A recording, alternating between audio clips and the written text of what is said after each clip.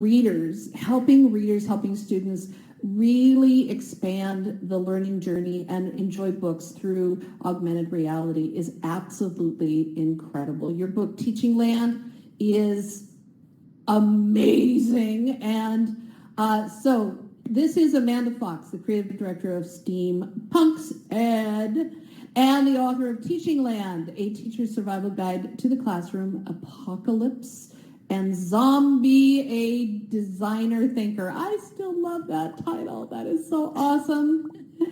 She has a virtual reality podcast and is rocking the world, and we've been on there a couple times. Thank you. And it is, and she's an amazing supporter of educators in VR and has done some great workshops for us. So I am so thrilled to have you here. So knock everyone out, my friend. Thank you so much. Go for it. It's all yours. I'm excited to be here. So, augmented HQ trivia is kind of what I'm going to be talking about, or augmenting the Biblioverse. And one of my favorite presentation titles, this is one of the PDs that I do, it's called Are You Ready Educator 1, like with a play on the AR, because I do a lot of augmented reality with books and in education. Big advocate for virtual reality as well. All right, make sure you're on megaphone, Amanda. Go to host tools, amp on. Amp on. How we go? Is that better? All right. You sound awesome. Yay. So, Are You Ready Educator 1 is one of these presentations that I do facilitating AR creation or professional development with teachers, but also with students. I have two different versions. One that I teach to the capacity of STEAMPunks EDU, which is my after-school program. STEAMPunks EDU was started in 2016 when I moved to Louisville, Kentucky, and it's our tagline is Education with Edge. And in 2016, augmented reality and virtual reality had been around for a little bit, but it was still on the edge of education, like on the peripheral. So one thing that I take pride in is taking these tools that haven't exactly found their place in mainstream education and trying to figure out the best integration strategies for teachers, and then training them so it takes a little bit of the stress off of these new technologies that come in. I'm also a co-host for the Virtual Reality Podcast. If you haven't given it a listen, you should. My wonderful co-hosts are Steven Sato, Alex Chaucer, and James McCrary. And I'm the one that keeps it from being a manel, the female on the panel. So it's we have but apparently I have the dad joke, so I don't know how that works. I'm at Amanda Fox STEM on Twitter if you'd like to connect after the presentation. And so I'm the author of Teachingland and Zombie, a Design Thinker. These two books are available on Amazon and Barnes & Noble. So in 2018, I had an opportunity to write a book, and I got to work with the fun theme of zombies and play off of Zombieland. So Teachingland is essentially a parody. It takes, chapter 1 takes 13 rules from Teachingland and kind of looks at them through the lens of the educational landscape.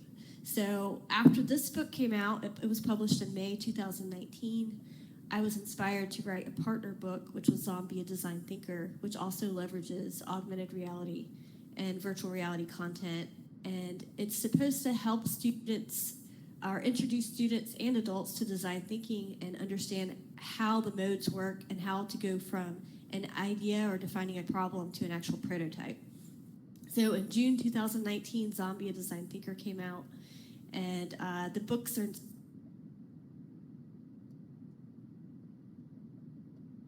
Oh, Amanda? Hi, you're muted. So we need to make sure when you're in 2D, you need to go to your settings. So settings, audio, and flip off, mute when idle. Okay. Settings. Beautiful. Okay. Sorry. Well, I'll just roll with it. I'll keep that in mind for Friday. So both books are something that are meant to be experienced, not just read, but also experienced. This mute thing's Turn me all off. All right.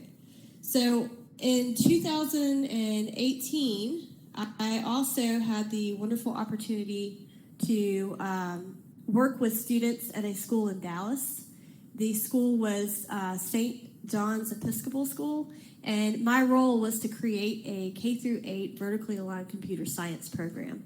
The first class I created was immersive technologies. So I got this opportunity to create this course where students were creating VR content, and we're talking about virtual reality and the future of work. And this space on their faces on the right, it was a stage photo. And what I did is I told students, make the face you made when you experienced virtual reality for the first time. I took the photo, and every single one of them, without seeing their neighbor, realized that all of their mouths are like gaped wide open, because kids especially are completely blown away by this new world and going into a VR space for the first time. The picture on the right is them in Rumi. So Rumi by Doghead Simulation, CEO Matt Chacon, he's going to be speaking or has spoke. It's a learning platform. And what I did is I taught them this platform so they could co-keynote with me. So when I first started teaching Rumi, I had about 16 kids in a virtual reality platform in a physical building. And I had one teacher stop and say, let me get this straight. So you have students in a brick and mortar building, but you're putting them in a virtual reality space while why wouldn't you just have them, build something because they're in the same room? And the whole purpose of introducing them to this platform and teaching them how to use Rumi was because I was preparing them to co-collaborate with schools that were not in our state in order to meet up, discuss plans, go through that design thinking process of project creation, and then go back and code remotely in co-spaces. So really what I was reinforcing is how to communicate with people who may not live in the same geographic area or meet with you, because a lot of work, especially with coding, VR, and online platforms, is remote. So going ahead and instilling them with skills to talk, collaborate, and plan with people that aren't in the same classroom with them was an important skill that I thought all students should be invested with regarding the future of work. So the beautiful thing was we immediately got payoff off of using this tool. So in 2018, I keynoted in Sydney, Australia at the DigiSTEM conference, and I got to take 3 of my students with me, virtually, of course. But basically, I'm up talking about virtual reality, and if you're familiar with the work of Jeremy Bailenson and his DICE acronym, it would be super expensive for me to take 3 students to Australia. So they figured out Rumi. We figured out the time zones, because time zones are always going to be an issue. It's like, I believe, 6 p.m. in Dallas when I was presenting in Australia in the morning. They came in. And one of the most powerful pieces of my keynote, there were students, Australian students in the audience, was the fact that they got to see and interact with students from Dallas. Even though it was their avatar, there was that sense of presence and that interaction piece. It was like they actually got to be there. So while my students in VR couldn't see the audience, it also alleviated some of that pressure of actually keynoting and presenting. So they got the benefit of keynoting to an audience without the pressure of seeing that audience, which is one of the things that they said they really appreciated about Rumi. So in addition to Rumi, I've also used a ton of Oculus Go apps. I'm in the process of creating one-pagers that talk about how to introduce students before, or connect the content and the curriculum that you're teaching before the experience, the actual during the experience, what's guiding students and front-loading them with what they should be looking for, and then post the experience, how they reflect in what they do with that information. I've used ThingLink, Merge Cubes, and I've spent a good time sharing these resources with as many educators as I can. So one of the main things I talk about when I do PD for educators is How do you get teachers to take that leap or to jump into using new technology? And then immediately after that, I ask, how do you also get students to do that? So this is one of my favorite scenes from Ready Player One, and by Ernest Cline. And this scene in particular, I'm going to play it for you and then talk about why the scene is so important to me.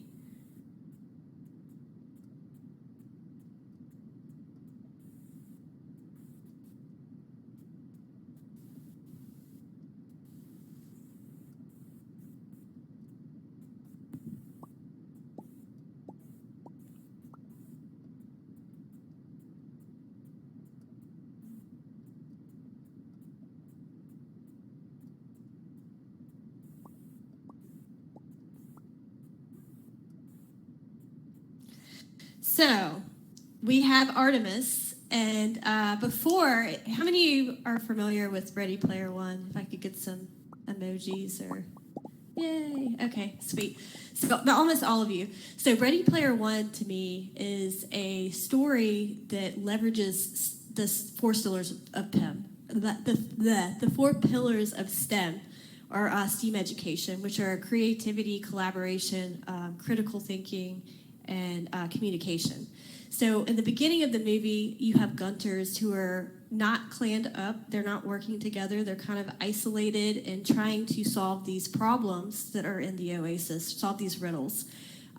Once Team High Five kind of starts forming, you notice all of the characters begin communicating. They're talking about how to solve these riddles, and they're more successful as a team. And this scene right here, I think it's the perfect example of how that teamwork and working together led Artemis to have no fear of failure. She just jumps out and takes the leap. You see her go through that critical thinking process. She kind of talks out loud through the riddle, and then just jumps. So that scene is a catapult video for me when I do teacher training with teachers who are a little more hesitant on actually taking the leap into virtual or augmented reality technologies and integrating them into their classrooms. So once we talk about that video, we talk about ways that they can create a culture in their classroom that supports that learning with reckless abandon. And the next thing I like to say is that passion and pedagogy are the viral currency of our generation. So passion and pedagogy are also more contagious than any zombie virus. If you approach things passionately and they're entrenched in good cognitive science practice and in good artful teaching ways, then you can reach even the unlikeliest learner. And this includes educators. So there in Teachingland, now I'm going to get into the Biblioverse part and kind of how I've leveraged Teachingland. So to begin with, there's the rules. So the rules of Teachingland are loosely based off the rules of Zombieland. And in the book, there are different images that are targets. So anywhere in the book that has an image, you can pretty much scan it, and it's going to unlock some sort of digital content. And specifically using 4 different apps. So this is just an example of some of the rules, and I'm a big fan of Bitmojis. Why are you doing that? All right. So did I just go into the wall? So these are the different apps that I used. So Thing, Artivide, and Rest in Peace, HP Reveal. I'm in the process of taking all the HP Reveal content and replacing it using iJack, and then also Metaverse.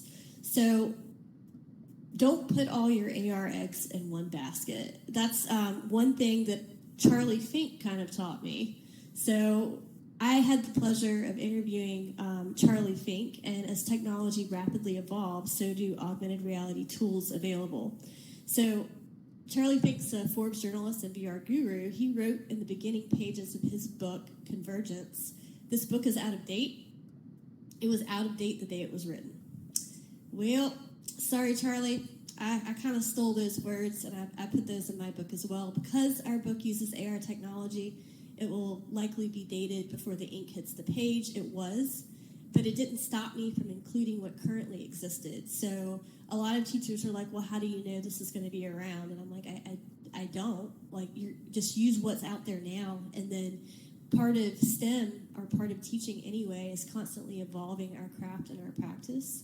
So you just pick up a new app that exists and roll with it. So HP Reveal has bitten the dust.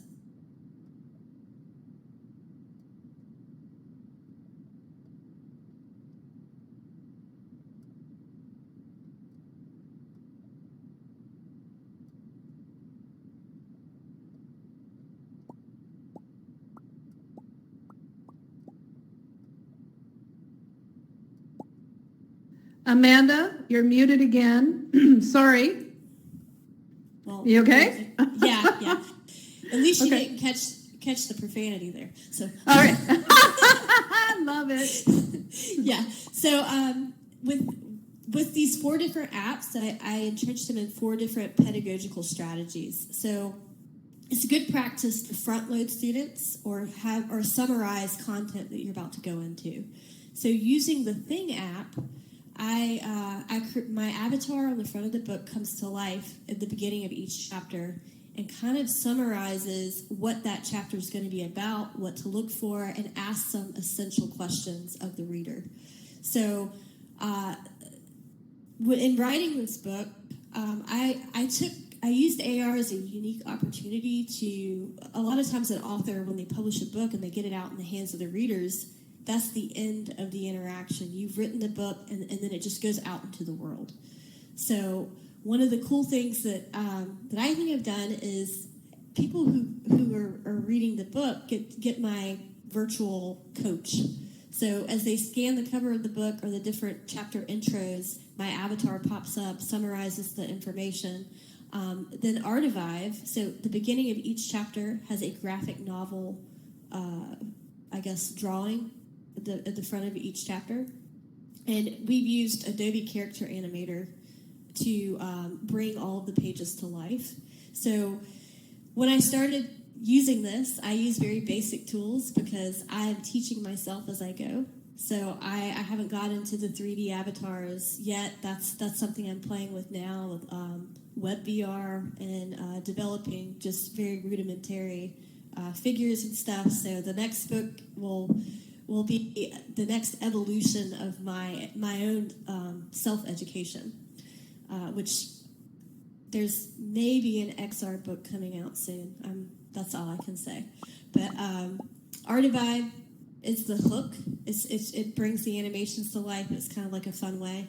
HP Reveal was my way of curating or crowdsourcing multiple perspectives. So in chapter 3 of the book, it's all about archetypes of the educational landscape. And the different archetypes would be, the different archetypes would be the hoarder or the edtech hipster, the Luddite. So these are all personalities that are present in education. You have the Luddite, the teacher that's been teaching forever and is allergic to technology. And then you have the edtech hipster, who not always is the young, who's not always the young up and coming teacher. Sometimes our best edtech hipsters are people who have been in education for a while and just have an affinity for technology. So, my mute button keeps popping up. So, to be host, that's the wrong mute button. Okay, then if I mute everybody, you should still have audio.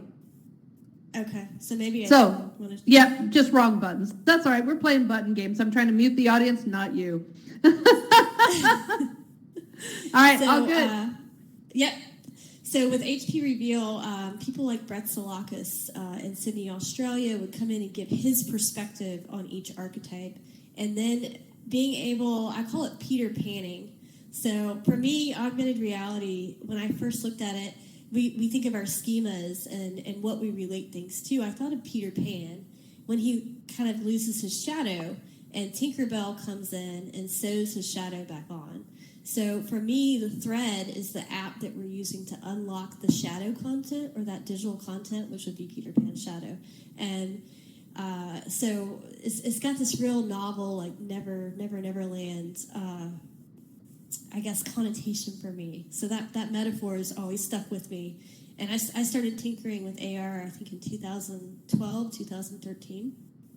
So these are the 4 apps. And then Metaverse was entrenched in that need to, or that call to action, to have teachers actually go in at the end of the chapter, scan a QR code, and then launch a formative assessment. So all of these are made. They're by me. Like, I'm still making some of the content because it takes forever. You guys are content creators to actually create everything. So this is an example of the cover of my book. This is using the Thing app. This is the video that pops up. Oh.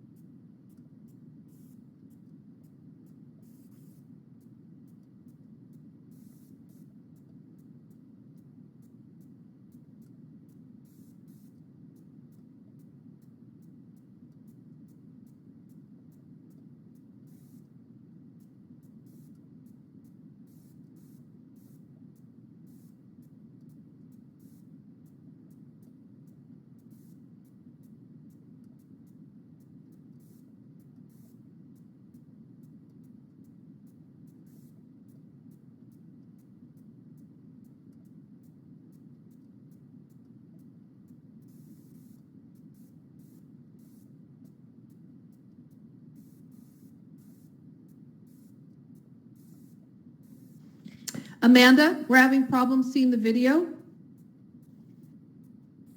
You are? So how many people can see the video? How many people could have seen the video? Give me some hearts. 1. Okay. So this one, that one's a little bit of a... Amanda, you're not on megaphone. Okay, Oops. It's not. You keep unmuting the audience. Hit the megaphone button down, 3rd button down. Yeah, no, I'm amplified. Okay, then we've lost some audio. I'm going to reset the room, and that will help us. I'm just trying to grab the... Oh, because I've lost it here. All right, let me reset the room, and then I'll grab the link while it's resetting. I'm very sorry. Hang on. No worries.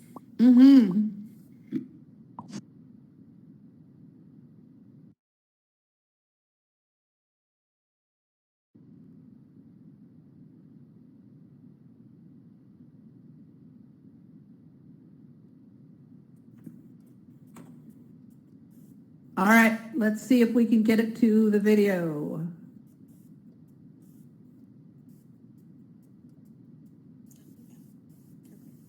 And now everybody can see it? Hearts? Hearts if you can see it. Go ahead and play.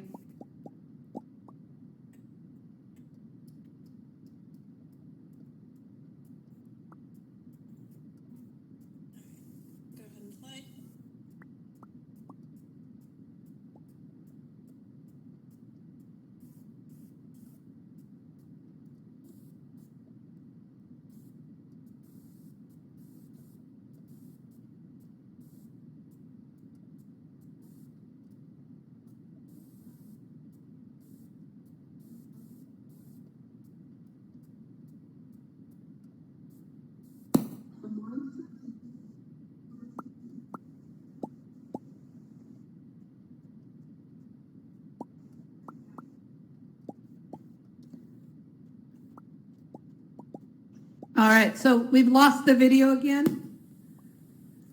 So we're having no success with the video here. Sorry about that. Something the way it's in bed is not showing up. I am so sorry. That's all right. Okay, but we've also lost your audio on the megaphone. Just make sure that you have that amplify my voice. It is. It's there. Beautiful. Thank Yay. you. Yay. Okay. So essentially, the video just breaks down all the different in a more concise way instead of me talking around my elbow to get to my which I've messed up that phrase. But I will tweet that out. I'm at Amanda Fox STEM on Twitter, so you can kind of see in a video form exactly how the book comes to life instead of me just standing up here and talking about it. So I'm going to go ahead and go to the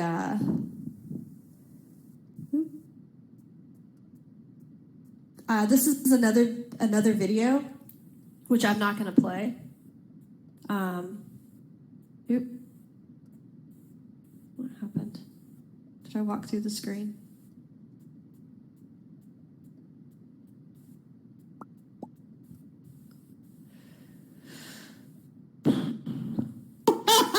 You have to re-enter to get back in. I'm so yep. sorry. All right, yay.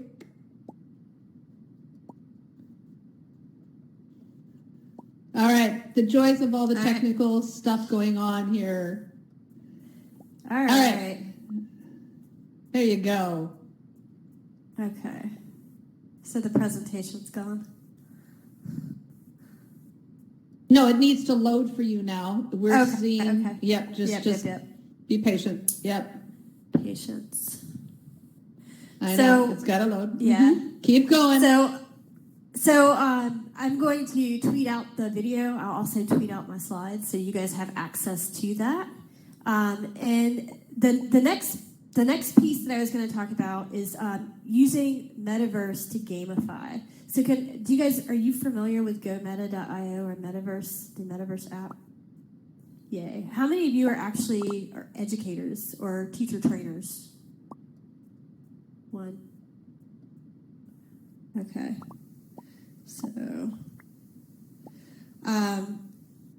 So another thing that I've done is in Metaverse, so the platform actually gives you the opportunity to insert digital badges. So you have the option to code in or program the option to create an inventory. So everyone has an inventory in the platform. If you're a user, you sign up to create an account, and when you create an account or a username, you have this empty inventory. But every one of the experiences that I created a digital badge that is a representation of each chapter and the content from each chapter. And I did that using Canva. And inside of Metaverse, they at the end, if it's like the HQ trivia quiz, they actually collect the badge if they've reached a certain level of mastery for the quiz. They can retake it as many times as they want, and then they get the badge. So not all of the experiences are like formative assessments, because I didn't want multiple choice questions. I didn't want teachers to think that that's the only thing you could do with this platform, because multiple choice questions, as you know, aren't necessarily the best way to gauge what someone understands. So some of the content or some of the Metaverse experiences might actually have them create something and then take a picture of that creation or a screenshot and post it to a wall. There's also a flow chart regarding parent and teacher communication, and it's kind of like a choose your own adventure, but it's a flow chart that I've turned into an AR experience where, you're talking to a parent on the phone. This is the scenario. These are your options. Is the parent still upset with you, or this? And based on the circumstance at hand, you kind of choose the scenario, and it takes you to the next step, and it gives you more options of what to do.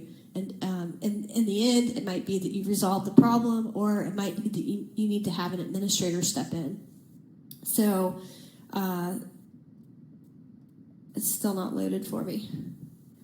Oh, there we go. All right. So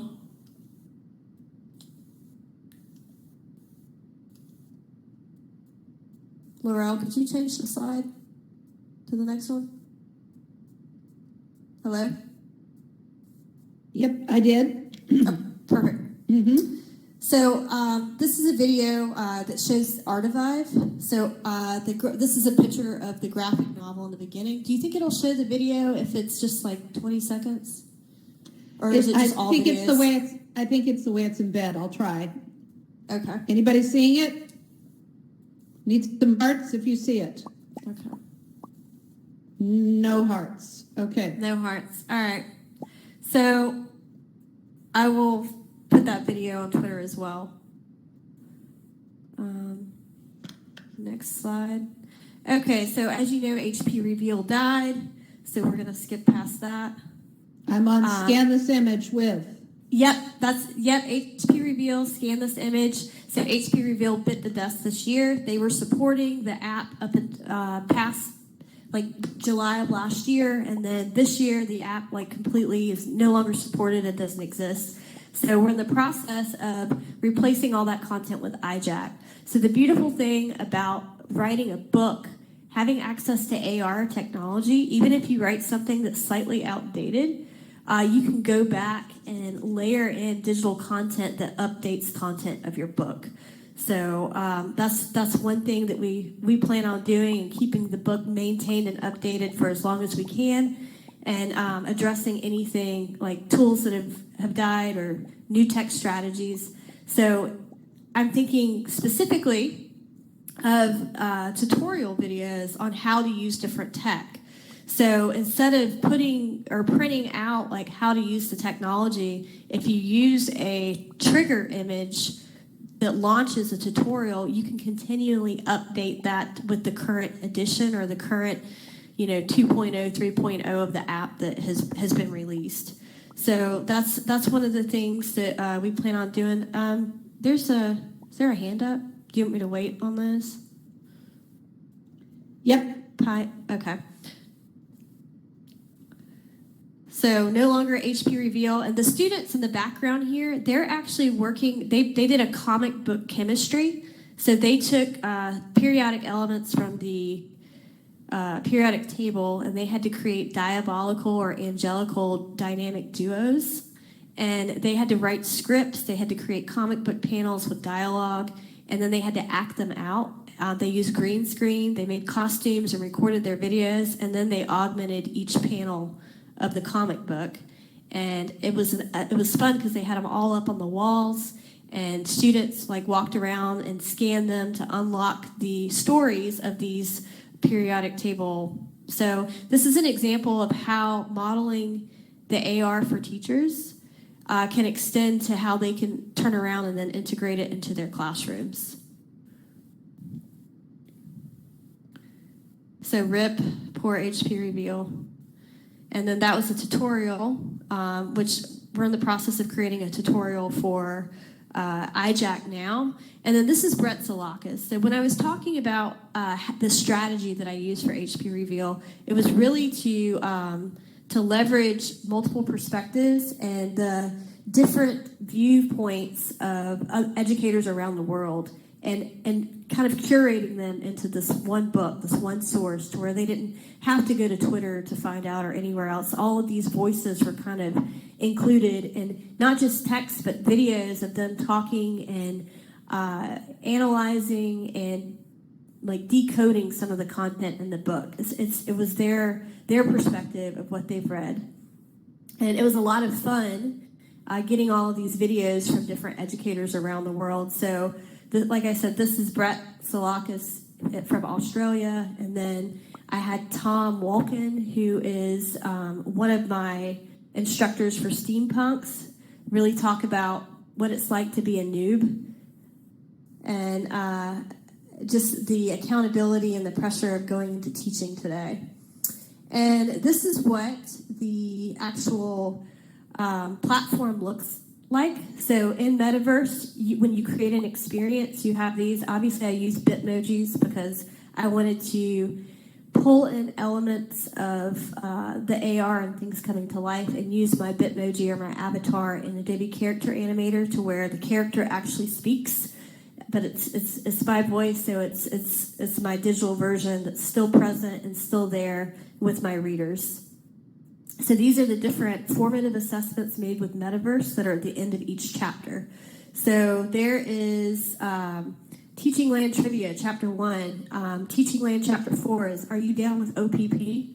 That's old pedagogy player, y'all. Like, these are all the pedagogy masters of, they're the OGs of cognitive science.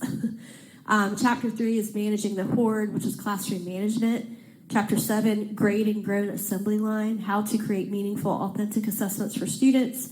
Chapter 5, I've got the poison, I've got the remedy. Obviously, I have an affinity for music as well. So I fold that into my chapter titles, but the remedy piece is our acronym. How do you reach students? How do you engage them? What tools do you use to have them make things or go to creators versus consumers? Evaluation, and then yearn. How do you get them yearning for more? And it's important to do that not just with students, but also when we're educating our teachers on these things. So here is a GIF of the Metaverse platform, and this is kind of what it looks like if you log in and scroll through. One of the things I like about the platform is you don't have to create everything from scratch. You can find a quiz or an experience that's already created and then customize it with your own content. So my hope was by creating 10 different experiences for teachers, they could take any one of those, clone it, and then customize it with their own content that they teach. So if they're teaching science, they could go in and take that HQ style trivia and then load it up with, like if they're looking at cells or anatomy, they could load it up with questions on that. So giving them a wheel instead of having them invent it. Like I've got these AR wheels out there. They just need to get rolling with their content. And this is, dang it, seriously? Guess what I did, Laurel? I'll be back. Oh, no. Oh, I love how this technology works. So, all right, so she'll be right back. Don't you just love this? Now, I want to give Amanda, are you back? There you are. I'm here. You better not forget to mention that Pitch Fest. I have to say that very carefully. Okay, so I just want to make sure. Right. Okay, so I'm going to start wrapping up. My point is that there are so many teachers out there that don't know where to start with augmented reality or AR, and I am not an expert. I have not had any formal training on it. I've just picked up these tools. I've taught myself how to use them. One of my good friends, Brian Costello, he's a teacher in New Jersey. He's teaching himself Amazon, the Sumerian. As teachers, we pick these tools, we teach ourselves, and we roll with it. And sometimes we don't completely understand the tool before we turn it over to our students. And it's not being afraid to get them creating, even if we don't know 100% how or how. It's being a facilitator and guiding them to the resources that they need in order to teach themselves. So he's also creating a bunch of tutorials on Metaverse and how to use the tool, because part of our job as educators who are on the edge of education, who are good technology adopters and facilitators, is to be good wards of this technology and to create and share with other educators in this space so their journey might be a little easier than ours was to begin with. So after going through the process of writing 2 books and augmenting them, I decided that I was going to start MetaInk publishing. So later on in the Pitch Fest, or in the summit, we've got a MetaInk Pitch Fest. I actually have some kids book pitches that are going to be live. It's going to be like a Shark Tank, but for book ideas. If you have ideas for a kids book, I've ventured from author to publisher, so we're figuring out now the technology behind it. We've got a couple of of books under contract at the moment that are in the illustration phases, and I'm excited to say that this year is my launch year for MetaInk Publishing. It's AR kids books, specifically written by teachers, for teachers, and for students in education. So keep your eye out for that. There is going to be audience participation that will be in Rumi, and we'll have the different book pitches that will go on, and the audience will get to give feedback and also use your emojis to vote on which pitch you like best. And those that are doing the pitching have the opportunity to actually land a publishing contract at the end. So I hope to see you guys there for that. That should be fun. I have a couple guest judges who will be in that will also be asking questions about their books and their ideas, and an XR expert that will kind of help them envision what the AR content of the book would look like. So I'm going to go ahead, Laurel, if you want to transition over to questions. Actually. Okay.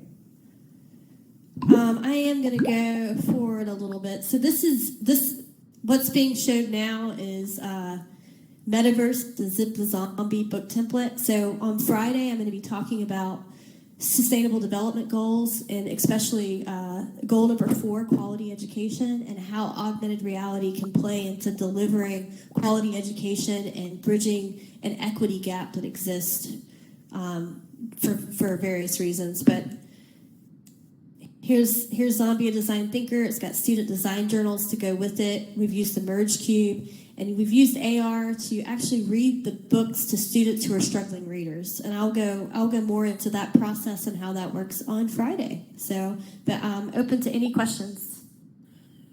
All right, if you have a question, please hit the raise hand button down in the lower right corner, because I know I have a million questions, so I won't start out by asking you, what was it that really triggered this connection with AR and books? What was that magic secret moment that just went, oh, we need to do this? So it was kind of a no-brainer, pun intended, the best kind of intended. When I started writing, I've just always had an affinity for technology. And in 2013, we used HP, or Erasmus, when it was Erasmus. My students used it to tell stories of Holocaust victims and survivors, and we created this gallery walk. And it was one of the most powerful experiences because they got to go and they got to scan, unlock digital content, and listen to their peers. And I thought, wow, like it would be really cool if I could do this in a book, like passages that were struggling. So it started with me using it with history textbooks that at the time were just glorified camera props. But I figured I could go in and I could have students create their own, instead of just consuming a textbook, create their own content and add it inside. And then when I started writing a book, I was like, wow, like there's all these tools that I could use. And I don't want to showcase it as a fad. Like I really want to entrench in good pedagogy practice. How can I model that and show how powerful this technology could be? So a survival guide for teachers books is an introductory teachers books. I really wanted to model that for teachers so they could not just read about it, but see it in action and experience it firsthand so they could in turn understand how to recreate that in their own classrooms. Wow. That is awesome. I love that. And where do you see, so I'm waiting for anyone who has a question, please raise your hand by hitting the raise hand button down in the lower right corner. And the guy guy over here, Somnian Space, I'm joking, it's a poster, but he is raising his hand. Yes, I know, over here. If anyone needs a question. So I'm looking at going ahead in the future. I mean, you've been working with technology that is just like amazing, and then they close it down. And then it's amazing, and then they close it down. What is persisting? I mean, really, what is persisting? And where do you see this going 5, 10, 20 years from now?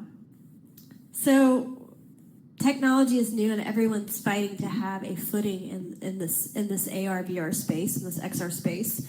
So as right now we're in the infancy. So you're going to have these infant startup apps that are going to come and go because they didn't have a vision for longevity, or maybe some other company came out that was better. When I see a app kind of die or fold, I look at it as an opportunity to find something that's potentially longer lasting. And just being in the space from 2013 to 2020, it's amazing how far it's come. Like, Altspace definitely has longevity in terms of a social platform and potential educational platform. And I'm hoping eventually there won't be apps. It'll just be it'll just be a built-in feature on your phone, kind of like calling or texting. Love it. Absolutely. Like integrated into the process. Yep. Yeah. Totally integrated is something that we use and don't even think about. All right. Does anyone else have any great questions to ask? Or lousy questions, or in between questions, or somebody? How could you not? Honestly, Amanda, I love what you're doing. And, as an author here, my mind is just exploding with possibilities. So tell us really quick about some other things that you're hearing about that people are doing by integrating augmented reality elements into their books. I mean, how are people really busting the rules on this? Okay, so I have to give a shout out to Jesse Lubinsky, Micah Shippey, and Christine Lyons-Bailey. They just released Reality Bites, and they used WebXR. I think it was Eighth Wall, Xennial Media. I don't remember which company they used, but they really took the groundwork for what I was doing. Which, I mean, I doubt I was the first to do it. I mean, Charlie Fink's got Convergence, and he really took it to a different level. But in education, like, I really want to give a shout out to them. They did a really good job at incorporating 3D models and that digital content. And I think with us being on the peripheral, starting that in the educational space is going to become more of a norm, something that's not just a nice to have, but an expected thing. Cool. Yeah, I like that shift. It's just not that it's nice to have, that it's expected. I love it. All right, everyone, please give big, huge round of applause to the amazing Amanda Fox, who just tolerated all of the crazy stuff going on with the technical part of this. But thank you for pushing the limits and making us see the world in a new and different way. And the excitement you're bringing to literacy is invaluable, because I think it's just engaging people of all ages, but especially students. So thank you. Thank you guys so much. All right. Dana, hang on a second. Hi, everybody. Thank you all. And so coming up next is Camille Donegan, who's the general manager and producer of Virtual Reality Ireland. Ooh, I love it. And so if you'd like to keep this conversation going on with Amanda, you can head right out that exit door to the back where there's a globe, if you have a few minutes, and into our social space where you can keep that conversation rocking and rolling. So if you want to, Amanda, if you want to head there right now, we're going to get the next speaker set up. Thank you. You are incredible. I love it. I love it. So right out the door by the globe, there is a teleporter tucked in under the stairs that takes you to our social space.